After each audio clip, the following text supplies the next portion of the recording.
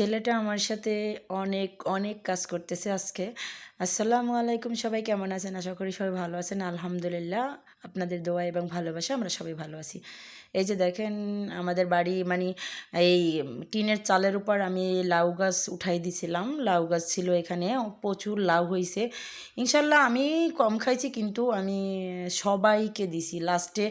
রমজান মাস থেকে, রমজান মাসে তো মানে কি বলবো, হুরুস্তুল লাউ হয়েছে। তো রমজান মাসে তো লাউ এরকম খাওয়া যায় না, তো খাইতে পারি নাই। আমি সবাইকে একবার বিলিয়ে দিয়েছি।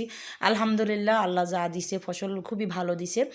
তারপরে সেই লাউ আজকেই কেটে ফেললাম, সকাল সকাল উঠে আজকে লাউ গাছটা কেটে ফেললাম। এখন একবারে টিনের উপর ময়লা হয়ে আছে, এখন আমি তো আর উপরে উঠতে পারবো না, কি করার আছে। পুরো টিনটা ওরই পরিষ্কার করা লাগতেছে। আর এটা হলো আমাদের নারকেল গাছ।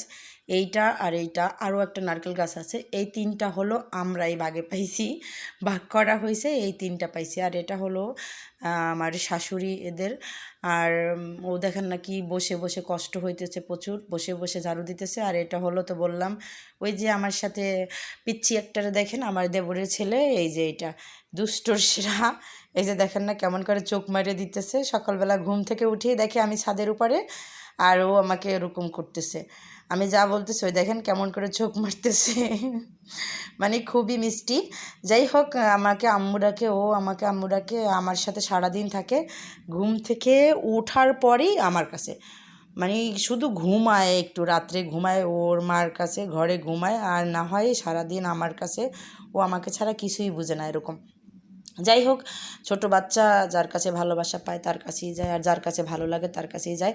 আর এগুলা হলো মানে শেষ, একবারে লাউ গাছ শেষ। আর সব কেটে ফেলছি, কিন্তু লাউয়ের রেখে আগা না ডগা যাই হোক, এগুলো আমি রেখে দিছি। আর এগুলো খুবই তাজা ছিল এবং খুবই খুবই নরম। তো এগুলো আজকে রান্না করা হবে চিংড়ি মাছ দিয়ে। কিন্তু আমার কাছে মোটামুটি ভালো লাগে, লাউ শাক ভালো লাগে, কিন্তু লাউ শাকের চেয়ে আমার কাছে মিষ্টি কুমড়া শাকটা খুবই ভালো লাগে। কার কাছে কীরকম লাগে আমি জানি না, তবে আমার কাছে মিষ্টি কুমড়া শাকটা খুবই ভালো লাগে। যাই হোক, ছেলেটা ওই সাইডে পরিষ্কার করতেছে, কিন্তু আমার কিন্তু প্রচুর ভয় লাগতেছে, কারণ পড়ে যায় না কি, মানে এরকম একটা টেনশনে আছি, তাই আমি আর নামতে পারতেছি না।